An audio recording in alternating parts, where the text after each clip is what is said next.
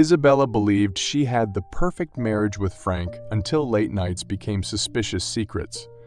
When her best friend Maria's flirtation with Frank escalated, Isabella was drawn into a dangerous game of betrayal that would shatter everything she loved. Chapter 1. A perfect illusion. For a long time, with Frank, it was close to perfection. Our two-story house was situated on Maple Street, where cherry blossoms burst forth in the spring and pleasant neighbors greeted us amicably as we strolled through the quiet neighborhood with Buster, our dog. Our home was a haven, resounding with love, laughter, and the comforting aroma of home-cooked meals. It was the kind of life you dream about, a calm, predictable existence. Frank was everything I could have hoped for in a hard-working, handsome, and understated way, with that casual charm that drew people to him. We met at a friend's barbecue 7 years ago, and by the end of the evening, I knew he was the one. 3 years later, we married under the sprawling oaks of a local park, surrounded by close friends and family. And I thought I had it all. But like most things in life, what seems too good to be true usually is. They began as subtle changes, ones I'd find easier to ignore. Frank is a project manager and works long hours, so a night here and there was usually no big deal. Lately, however, those nights happened with increased frequency. He stopped texting me throughout the day, and when he came home, he was distracted and distant. The intimacy we once shared, those hushed conversations in bed, and the stolen kisses in the kitchen started to morph into something foreign. I tried to justify it initially. He was stressed with work and looming deadlines. Yet deep inside my stomach, something wouldn't sit right. He spent more time on his phone in the evenings, scrolling through messages with a smile that he didn't bother explaining. When I asked him about it, he would brush it off and say it was just work stuff, dismissing the topic with an almost irritated tone. I wanted to believe him. I needed to believe him. But that sense of unease grew, creeping into every nook and cranny in my mind and refusing to be quieted. Chapter 2. Maria arrives. Maria had been my best friend since high school. She was everything I wasn't. Bold, spontaneous, magnetic. While I preferred quiet nights at home, Maria came alive in the spotlight. She laughed loudly and infectiously. She seemed to have people in thrall everywhere she went. With her long brown hair, flawless complexion, and effortless charm, Maria could have anyone she wanted. I loved her for it. She was the one who dragged me out of my shell and who made my life seem brighter and more exciting. Frank had admired Maria from the word go, and I was thrilled when they first met because of how well they got on. They'd joke and tease, and I felt like the luckiest woman in the world to have my best friend and husband in my life together. But about a year ago, something shifted. Then Maria started coming over more and more unannounced and uninvited. Initially, I didn't mind. She'd always been spontaneous, but soon it was as though she had a permanent place in our home. She would show up right after work with bottles of wine, ready to laugh and lounge on our couch as if it were hers. Frank, he didn't seem to mind at all. In fact, he seemed to look forward to her visits. They laughed together, eyes alight, sharing private jokes. I'd sit with them and feel like an outsider, a visitor in their world. Sometimes when entering the room, they sat too close, heads leaning toward each other as they spoke in hushed tones. If I asked what they were talking about, they'd catch each other's eye and pooh it away as something silly, something I wouldn't understand. Subtle, at first. A held gaze, a touch that lingers too long. I thought I was being paranoid. Maria was my best friend, and Frank was my husband. A reason to feel threatened. There was not. But it didn't stop the bottom of my tummy from sinking. the one telling me something was wrong. Chapter 3. Cracks in the Foundation. It was Thursday evening when the doubts really began to set in. Frank was late again, and I had gone to bed, the lights off. I heard his car pull in. The soft murmur of his voice as he spoke on the phone, though I couldn't make out the words. He stepped into the bedroom, the glow of his phone illuminating his face, his eyes glued to the screen. "Who are you talking to?" I asked. My voice came out strained, not as I intended. "Work stuff," he mumbled without looking up. "Just finishing up a call." He switched off the phone, but the unease lingered on.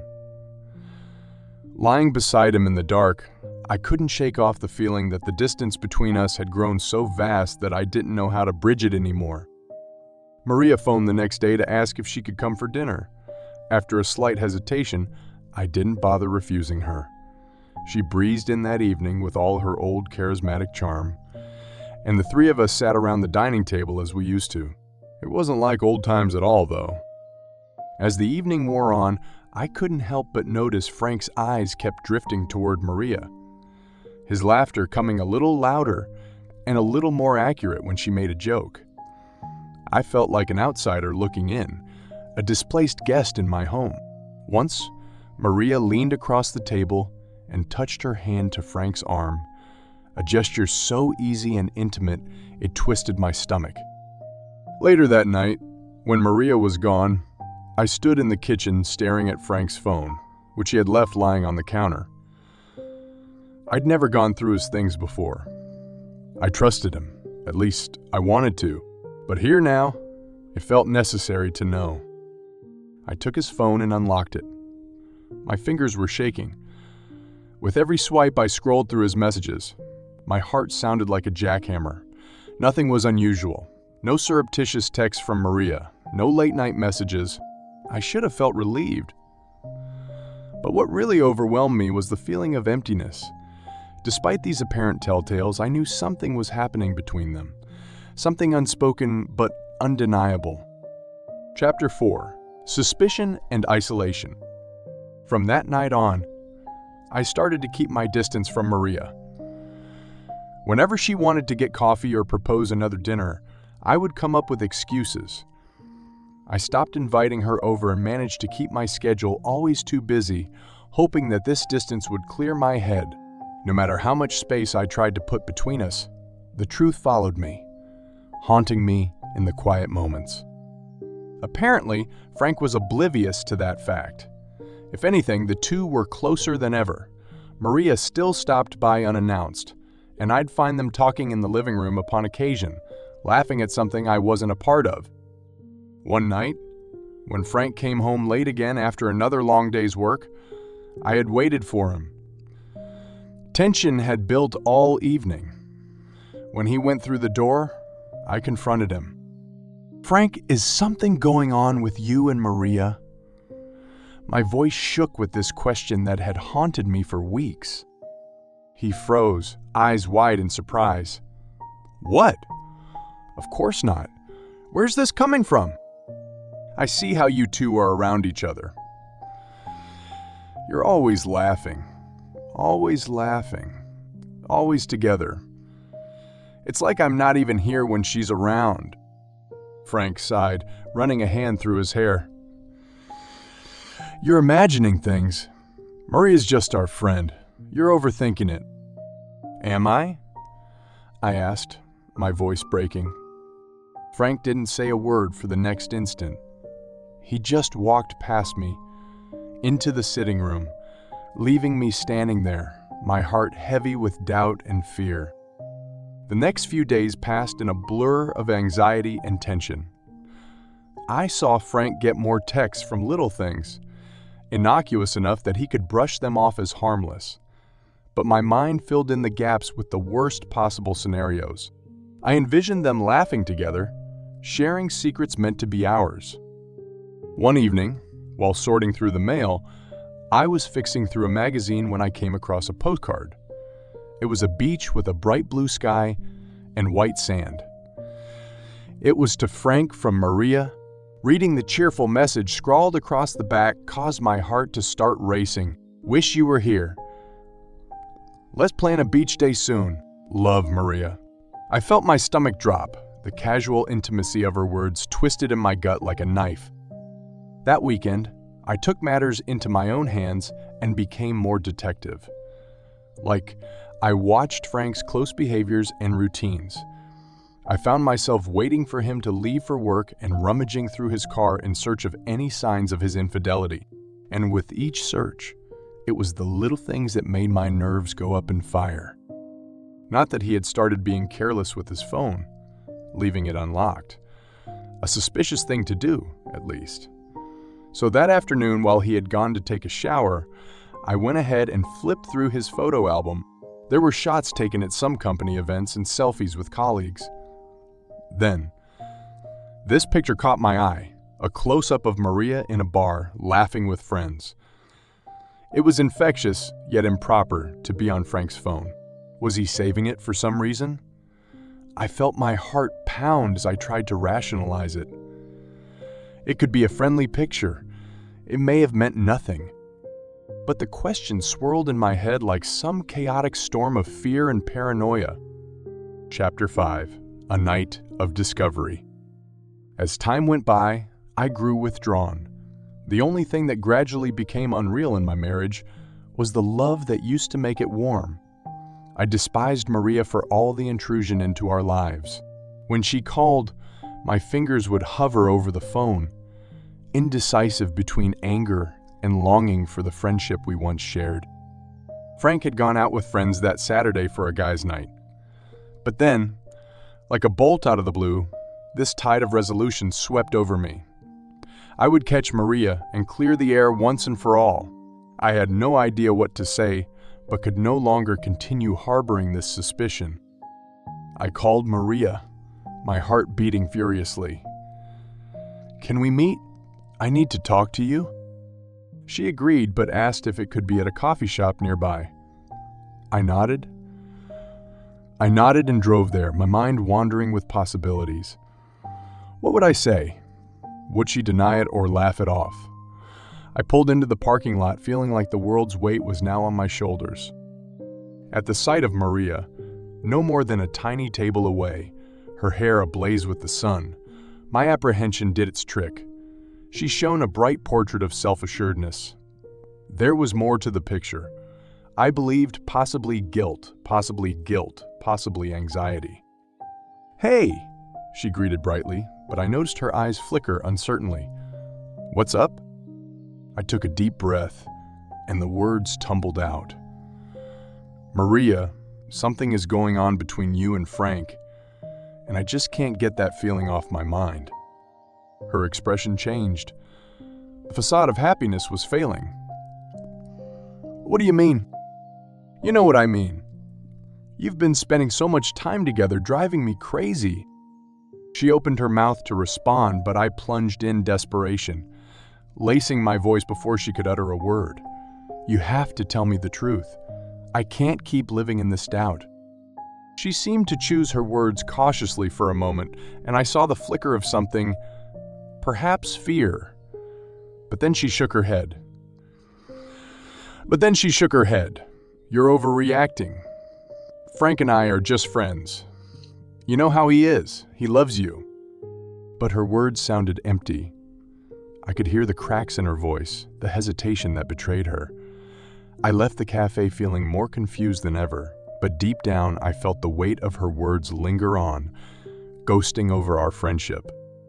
Chapter 6. The Silent Bathroom. The next couple of days were all a blur. My suspicion had little chance to wear off since it grew inside me against Frank and Maria. A desire to find the truth had swallowed me whole, and I obsessively checked Frank's phone every time he left it unattended. It drove me into a spiral of paranoia. My mind was a whirlwind of emotions: fear, jealousy, anger. Then came the night it all would change. Frank was late again, but I waited in the living room, pacing, the clock ticking louder than my heartbeat. I tried calling his phone. Of course, it went straight to voicemail. At this, my anxiety peaked. "Where are you, Frank?" I muttered to myself as dread crept in. After what felt like an eternity, he walked through the door, disheveled and with a trace of guilt in his eyes. "Sorry, babe. I had a few drinks with the guys," he said, brushing past me without looking at me. "Did you call Maria?" I couldn't help but ask a bit coldly.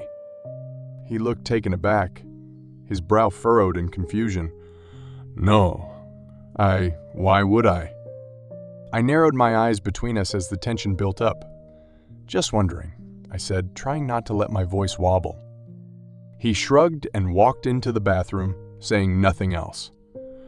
My heart went racing, and I felt that all too familiar surge of apprehension. I waited a moment, then knocked on the door. "Frank, are you okay in there?" Silence. I knocked harder this time. "Frank." Still waiting for a response. Panic swelled in my chest. What if something was wrong? What if he'd fallen? I leapt to the door and tugged at the handle, but it wouldn't open. My heart racing, I hollered again. "Frank, open the door." I quickly called the fire department. Just then, I heard footsteps coming up the stairs. A moment later, 2 firemen stood beside me, their uniforms fresh and face creased with concern. "Where is he?" one asked, peering at the situation. "The bathroom." "He won't open the door," I yelled, desperation clawing my throat. The firefighters exchanged looks, their faces grim. They kicked the door open, and my stomach fell as dread wrapped around my heart. When I entered the bathroom after them, time stayed in place. What caught my gaze froze me on the spot. Frank was lying on the floor, his body in some spastic sprawl, staring blankly up at the ceiling. In contrast, Maria lay curled up on the floor next to him, surrounded by the detritus of their lives, a spilled bottle of wine, some acrid smell heavy in the air. The room was too quiet, too still haunted, in contrast to the chaos in my mind. "Ma'am, step back," one of the firemen said, moving me out of his way. I just stood there, frozen in disbelief, as the realization came crashing around me. They began searching for any signs of life. Of course it was there. The quietness around said it all. I felt the scream growing inside my throat and couldn't let it out. I just stood there, staring at the people I loved, people I had trusted, lying lifeless on the cold tiles. "Carbon monoxide," one of the paramedics grumbled, pulling out a detector. "It's too high. We need to ventilate the area." With every stitch, the world around me faded. I could not quite understand what had happened. My mind was a mess of memories of laughter, joy, and love that we had shared. Now, it all felt like a pitiless illusion. They had died together, side by side, in our bathroom, and without me even knowing. I stood frozen in the doorway, the cold tiles beneath their bodies a haunting reminder of the warmth that had slipped through my fingers without me ever realizing. Moments replayed in my head. The laughs, the whispers, the secrets between Frank and Maria. In that instant, I felt a chill creep into my bones. The betrayal had manifested most unexpectedly. The paramedics worked doggedly, but I knew in my heart it was too late. The silence was a scream inside my head as the reality hit me. My husband, my best friend, was gone in a moment I could have never imagined. Epilogue: a shattered world. The days to follow were a vague blur of sorrow and confusion. I was left to pick up the pieces of a life that had been irrevocably shattered. Friends reached out to comfort me, but their words felt empty and hollow. The warmth of their gestures couldn't replace the love I'd lost. Frank and Maria's funeral was a public display of people talking about their jolly laughter, acts of kindness, and the joy they brought into other people's lives. All that came into my mind was the betrayal. The unspoken secrets between us. I felt heavy in my chest. Loss, love, and betrayal that would haunt me forever. As I walked away from their graves, one thought came to rest in my mind. A cruel joke of destiny. I had lost two people I loved very much, but what I had lost more than that was the trust I had put in them. In the end, life was unpredictable, and even the most apparently perfect relationships could be shattered in a single second and leave nothing but silence behind. At this point, I genuinely understood that I had to find a way to move forward amidst betrayal and pain. Of course, it would not be easy, but the least I owed myself was to live on, seek my life's truth, and learn from the silent echoes of my past.